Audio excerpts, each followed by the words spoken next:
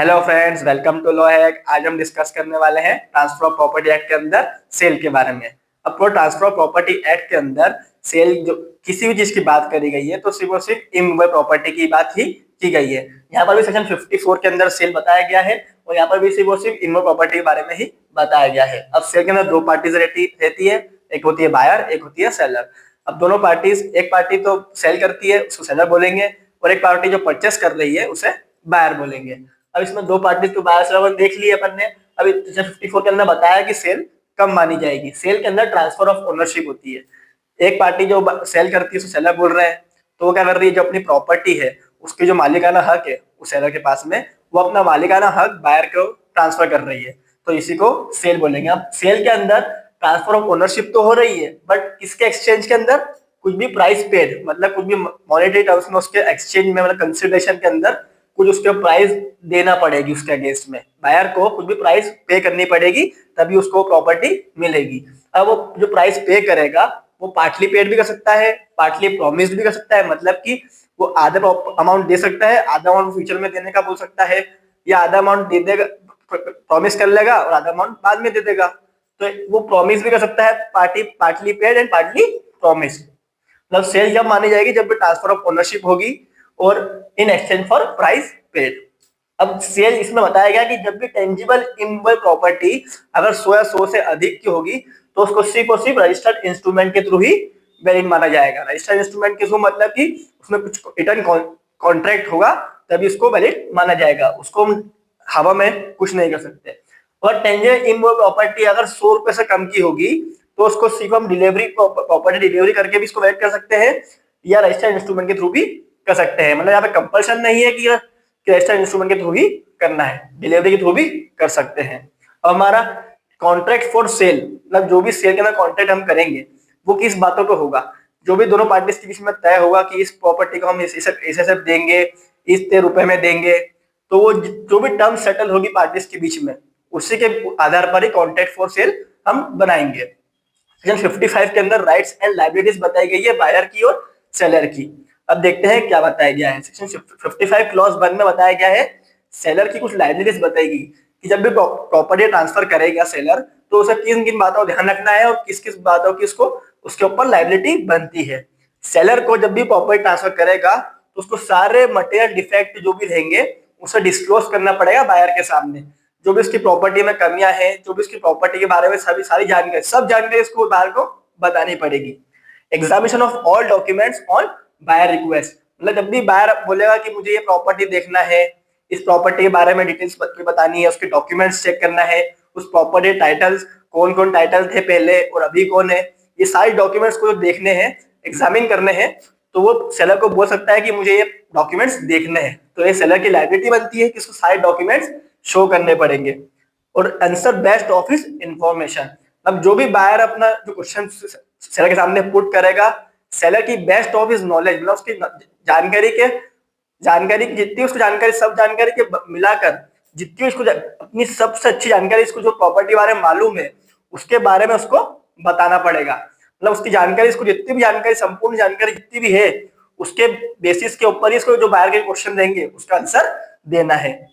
To पे all public charges, rent accrued and इनकम्बरेंसेस, जो भी प्रॉपर्टी के ऊपर जो भी लायबिलिटी बन रही है या कुछ डेब्ट बन रहा है, कुछ टैक्स बकाया है जैसे कि होम टैक्स, कुछ भी बिल बचा है, वाटर टैक्स जैसे कि,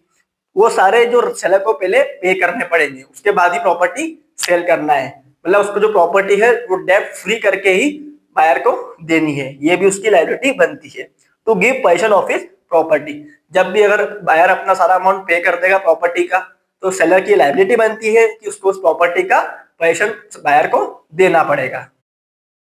क्लॉज 2 में यहाँ पे सेलर को ये बताना पड़ेगा कि जो प्रॉपर्टी जो ट्रांसफर की जा रही है उसका टाइटल सिर्फ और सिर्फ मेरे पास में ही है, जो भी इंटरेस्ट ट्रांसफर करने का अधिकार है वो सिर्फ और सिर्फ मेरे पास ही, क्योंकि मैं ही इसका मालिक हूँ, मेरे पास ही ओनरशिप है, मेरे पास इस प्रॉपर्टी का टाइटल है। मतलब तो उसको इंटरेस्ट जो ट्रांसफर करना है उसका सिर्फ मैं ही अधिकार हूँ। सेलर को ये बताना पड़ेगा कि वो ये राइट किसी और के पास नहीं है।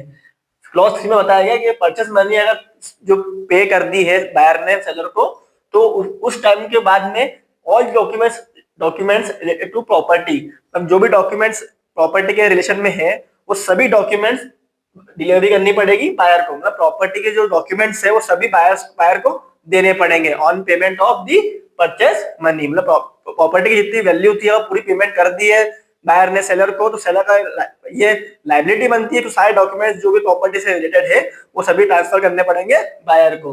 अब फोर्थ क्लॉज में दे रखा है सेलर इंटाइटल टू, मतलब सेलर के पास कौन, अब अपन लाइबिलिटीज देख ली है, सेलर के पास कौन कौन से राइट बनते हैं वो देख लेते हैं। All rents and profit still ownership, मतलब जब तक ओनरशिप ट्रांसफर नहीं की करी है, जो भी इसका रेंट होगा, जो भी प्रॉफिट उसमें बन रहा है, वो सभी किसका रहेगा, सेलर का रहेगा। ओनरशिप ट्रांसफर टू बायर, अगर ओनरशिप ट्रांसफर कर दी है बायर को, तो जो भी परचेस मनी लेने से पहले, ओनरशिप अगर ट्रांसफर कर दी है बायर को परचेस मनी लेने से पहले, मतलब जो भी अमाउंट तय हुआ था बायर ने पूरा नहीं दिया है, लेकिन ओनरशिप की जो पोजीशन है वो प्रॉपर्टी का पोजीशन उसको दे दिया है, तो इस केस में सेलर से राइट बनता है कि जो भी परचेस मनी बकाया है बायर से लेने का, वो सभी परचेस मनी लेने का उसके पास पूरा अधिकार है। और जो भी इंटरेस्ट डिसाइड हुआ था अर्लियर, मतलब ये टाइम पे डिसाइड हुआ था कि इस टाइम तक आपको पेमेंट करना है, अगर इस टाइम तक आप पेमेंट नहीं करेंगे तो उसका आपको इंटरेस्ट लगेगा, तो ये राइट भी सेलर के पास में राइट है कि वो बायर से ले सकता है। अब हमने देख लिया है कि सेलर की राइट्स देख लिए, सेलर की लायबिलिटी देख लिए, अब हम बायर की कुछ लायबिलिटीज देख लेते हैं। To disclose any fact of to seller which increases the value of the property, मतलब बायर के पास ये बायर की लायबिलिटी बनती है कि अगर सेलर अनअवेयर है उसकी प्रॉपर्टी के कुछ इंटरेस्ट से, या उसकी प्रॉपर्टी की वैल्यू कुछ ज्यादा है, वो कम बता रहा है, तो उससे वो बायर को बताना पड़ेगा कि आपकी प्रॉपर्टी की वैल्यू ज्यादा है, आपकी प्रॉपर्टी के बारे में कुछ ये इंटरेस्ट जो भी उससे अफेक्ट हो रहा है वो सब उसको बताना पड़ेगा सेलर अनअवेयर है तो। और जो भी परचेस मनी है वो बायर को देनी पड़ेगी, जो भी तय हुआ है सेल की कॉन्ट्रैक्ट में, कॉन्ट्रैक्ट फॉर सेल के अंदर जो भी तय हुआ है कि इतनी परचेस मनी आपको देनी है, तो बायर की लायबिलिटी बनती है कि वो परचेस मनी उसको सेलर को देनी पड़ेगी। और ओनरशिप पास कर दी है सेलर ने बायर को,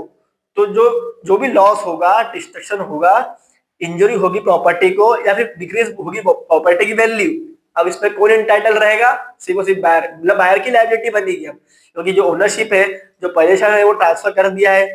बायर को, तो जो भी लॉस होगा, जो भी प्रॉपर्टी वैल्यू कम ज्यादा होगी, वो सब किसकी जवाबदारी रहेगी, बायर की जवाबदारी रहेगी। टू पे all public charges and rent, अब प्रॉपर्टी की ओनरशिप ट्रांसफर कर दी है तो स्वाभाविक सी बात है कि आपको सारे रेंट भी पे करना पड़ेंगे, सारे पब्लिक चार्जेस भी पे करना पड़ेंगे, सारे बिल्स भी आपको ही पे करना पड़ेंगे, मतलब ये बायर्स की लायबिलिटी बनती है। अब बायर की लायबिलिटी बढ़ ली है, बायर के कुछ राइट्स भी बनते हैं।